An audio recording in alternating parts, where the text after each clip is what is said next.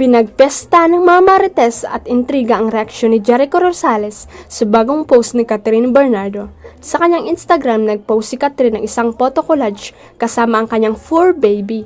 May isang picture na nakalabas pa ang dila ng kapamilya actress. Nilagyan ng ito ng caption ng "My baby." Humakot ito ng komento mula sa kanyang celebrity friends, kabilang na nga si Jericho. "Oh my God!" sabi ni Echo. "Ka-cute uy, saad naman ni Maymay Entrata." Hirit naman ang ilang netizens sa aktor, laki na nang habulin mo Echo kay Alden. Nakaisang track na nang bigay na bulaklak yun kay Kat, ikaw yata wala pa. Maibang kinilig sa pilit na pagliling kina Jericho o Catherine, pero syempre may mga fan na nagsasabing mas bagay ang dalaga kay Alden Richards.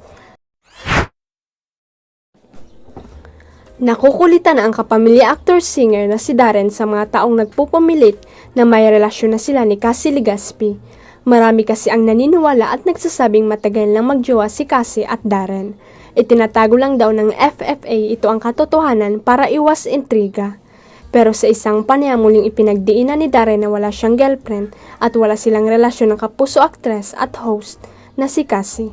Makulit sila, sabi ko best friend lang kami, ang payag ng binata tungkol sa mga naglalabasang chika na jowa raw niya ang anak ni na Carmina Villaruel at Soren Legaspi. Dagdag paglilinaw pa ng singer sa naturang interview, best friends talaga, it's something a lot of people won't get. Hindi ko alam paano explain pero syempre andun yung pagmamahal namin sa isa't isa. Best friends talaga eh, parang it's something that a lot of people I guess won't get. Hindi ko alam kung paano explain but syempre andun pa rin yung pagmamahal namin para sa isa't isa.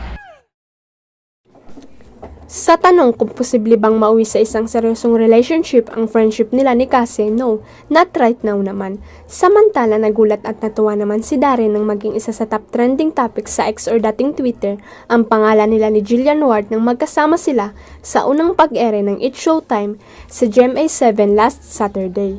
Nagulat din ako, trending din pangalan namin ni Jillian, may mga ships na she's very chill. Nag-uusap na kami, nag-iisip ng collaboration in the future, saka kung papayagan kung pwedeng tumawid. Sabi ni Darren, tinutukso-tukso na Darren at Jillian ang mga host ng It's Showtime nang magsama sila sa segment ng Karaoke Kids kung saan sila na hot seat about love life. Pinuri ni na Vice Ganda, MC at Lassie ang beauty ni Jillian na nagsasabing mukha raw siyang dal.